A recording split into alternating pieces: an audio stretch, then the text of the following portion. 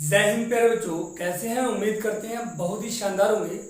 आज के वीडियो में हम पढ़ेंगे बोर्ड एग्जाम की दृष्टि से बहुत ही ज्यादा मोस्ट इम्पोर्टेंट टॉपिक। आज हम पढ़ेंगे प्रतिरोधों का समांतर क्रम संयोजन। ठीक है, तो लिख लीजिए प्रतिरोधों का समांतर क्रम संयोजन। प्रतिरोधों का समांतर क्रम संयोजन। समांतर क्रम संयोजन। यार बच्चों, राइटिंग पे मत जाना, ठीक है? राइटिंग थोड़ा ऐसा ही है, समझने का प्रयास करना जो वीडियो में हम बताएंगे।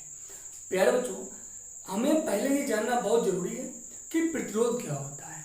तो प्रतिरोध यानी कि किसी चालक पदार्थ का वह गुण जो उसमें विद्युत धारा प्रवाह का विरोध करता है, उसे हम प्रतिरोध कहते हैं। ठीक है, इनको रेजिस्टेंस कहते हैं। तो प्यारे बच्चों, अब हम जान लेते हैं समांतर क्रम में प्रतिरोधों को जोड़ते समय प्रत्येक प्रतिरोध के पहले सिरे को एक बिंदु से तथा दूसरे सिरे को दूसरे बिंदु से जोड़ देते हैं। इन दोनों बिंदुओं के बीच एक सेल जोड़ देते हैं।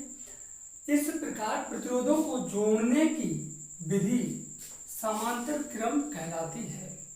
ठीक है प्यारे बच्चों, क्या होता है कि किसी भी प्रतिरोधक का पहला सिरा उस चालक के पहले सिरे जोड़ देते हैं और दूसरा सिरा जो है उसके दूसरे सिरे से जोड़ देते हैं। जैसा कि आप यहाँ पर देख पा रहे हो, यहाँ पर जो है तीन प्रतिरोध काम कर रहे हैं। और प्यारे बच्चों, समांतर क्रम में प्रतिरोध जो है तीनों का अलग अलग होता है। और जो आपका बात की जाए अगर विद्युत धारा की, तो विद्युत धारा भी इसमें जो है अलग अलग होती है। ठीक है, लेकिन इसका जो होता है विभवांतर सेम होता है। क्या विभवांतर सेम होता है। विभवांतर क्या होता है? बराबर होता है। ठीक है, तो यहाँ पर देखिए क्या होता है कि वो एक बैटरी लगा देते हैं। बैटरी से हम जो है इन सेलों को कुछ इस प्रकार से जोड़ देते हैं, बिंदु ए बिंदु बी। ठीक है, तो इस प्रकार से तीनों को जोड़ देते हैं डायरेक्टली। ठीक है, चलिए अब हम जो है देखेंगे कि किस प्रकार से आया।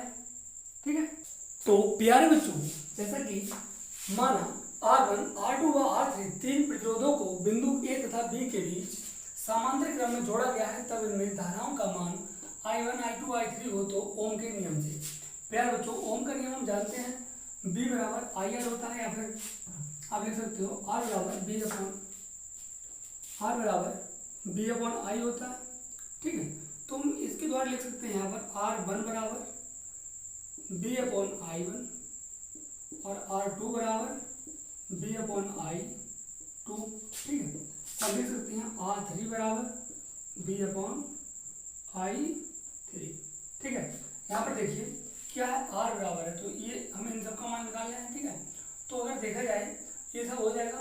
और उसके बाद में हम जानते हैं क्या बच्चों, हम जानते हैं कि यहाँ पर जो विद्युत धारा काम कर रही है वो I है।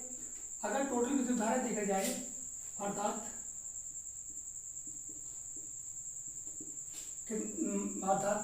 जो है I बराबर क्या हो जाएगा, I1 plus I2 plus I3। अब देखो यहाँ पर I1, I2, I3।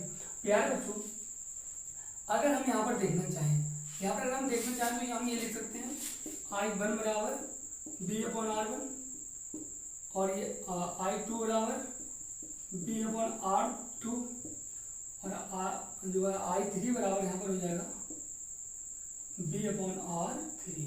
ठीक है, तो जैसा कि मान लीजिए यहाँ पर हम इसका मान लगा देते हैं इन सबका, तो I की जगह क्या हो जाएगा, I की जगह तो हो जाएगा, यहाँ पर लगा लो, तो I बराबर क्या हो जाएगा B अपॉन R।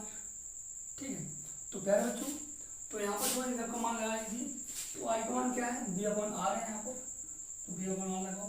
फिर I1 का मान है B upon R1 plus B upon R2 हो जाएगा, इसका B अपॉन R3 हो जाएगा।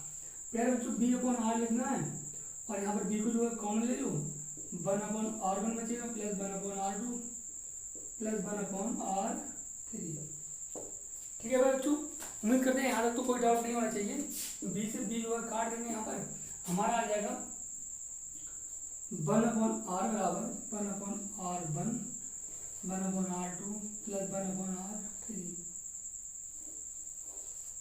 ठीक है बच्चों, उम्मीद करते हैं बहुत ही शानदार तरीके से समझ में आ गया होगा। ठीक है, चलिए तो यहाँ पर देखो यार बच्चों, ये जो है आपका आ जाएगा फॉर्मूला निकल करके अब हम देखिए इसके कुछ निष्कर्ष हैं वो भी लिख लेते हैं, क्योंकि निष्कर्ष कंक्लूजन बहुत ही ज़्यादा जरूरी रहता है। ठीक है प्यारे बच्चों, अब हम देख लेते हैं इसके निष्कर्ष। तो समांतर क्रम में संयोजित सभी प्रतिरोधकों के सिरों के बीच विभवांतर, जैसा कि हम आपको पहले ही बता चुके हैं, इनका जो विभवांतर होता है समांतर क्रम में वो आपका जो है समान होता है। ठीक है बच्चों, तो विभवांतर क्या है आपका समान होता है।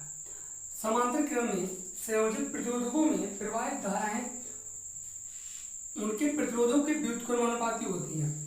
ठीक है, यानी कि बच्चों प्रतिरोधकों में जो प्रवाहित धाराएं हैं यानी कि आई है वो उनके प्रतिरोधकों के व्युत्क्रमानुपाती होती है। आई जो है आर के व्युत्क्रमानुपाती होती है, तो वैसे भी हम जानते हैं आर बराबर बी अपॉन आई होता है। ठीक है, एकदम सही। ठीक है, चलिए अतः इस विधि से तुल्य प्रतिरोध का मान सबसे कम प्रतिरोध वाले मान से भी कम होता है, यानी कि सबसे कम अगर हमें प्रतिरोध क्या करना है तो हम इसका प्रयोग करते हैं, और सबसे अधिक अगर हमें सबसे अधिक हमें जो है प्रतिरोध निकालना है तो हम उसके लिए श्रेणी क्रम संयोजन का प्रयोग करते हैं। तो प्यारे बच्चों, उम्मीद करते हैं समांतर क्रम यानी कि संयोजन बड़े शानदार तरीके से आपको समझ में आ गया होगा।